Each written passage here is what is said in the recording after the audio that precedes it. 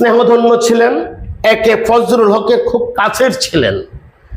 বিখ্যাত যত নেতা, যত সাহিত্যিক, যত পণ্ডিত, যত কবি, সবাই সেদিন ওনাকে স্বীকৃতি দিয়েছিলেন।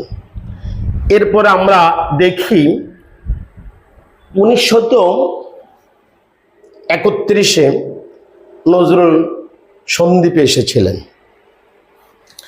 সন্দ্বীপে মুজাফফর সাহেবের ঘনিষ্ঠ বন্ধু মুজাফফর সাহেব, কমরেড মুজাফফর সাহেব আসেন নাই সেই দিন।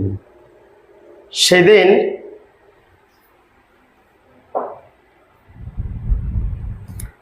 ওনার দুই ভাই ভ্রাতুষ্পুত্র ইন্টারে পড়িতেন।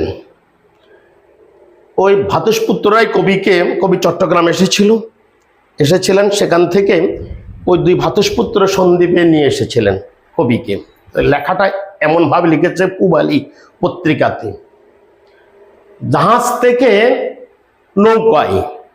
নৌকায় থেকে সন্দ্বীপের কাদায়, সন্দ্বীপের ডাঙ্গায় পা দিয়ে বলছেন, চমৎকার এ দ্বীপ, এ যেন এক মায়াপুরী। আমার মতো ভবঘুরেও এখানে নির্বাতে চাইবে। এর পরের দিন রাত্রে ছিলেন আমাদের পাশের বাড়ি, মুজাফফর সাহেবদের বাড়ি, আজিমপুরের একেবারে পূর্ব প্রান্ত, উলুশুকানির পূব দিকে, পুরানো উলুশুকানির হাট, এখন নাই উলুশুকানির হাট।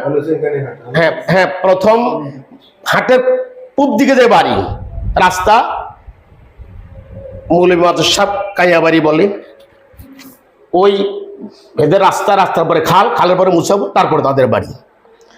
তো ওখানে রাত্রে ছিলেন উনি। বাতায়ন পাশে গুবাক তরুর সারি, সেখানে লিখেছেন বিশাল কবিতা। তোমার খাতায় লিখিলাম আমি প্রথম প্রণয় লেখা, এইটুকু হোক সান্ত্বনা মোর, হোক বা না হোক দেখা।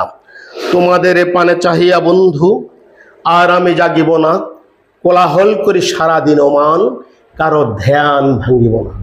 নিশ্চল নিশ্চুপ আপনার মনে পুরিব একাকী, গন্ধ বিধুর ধূপ।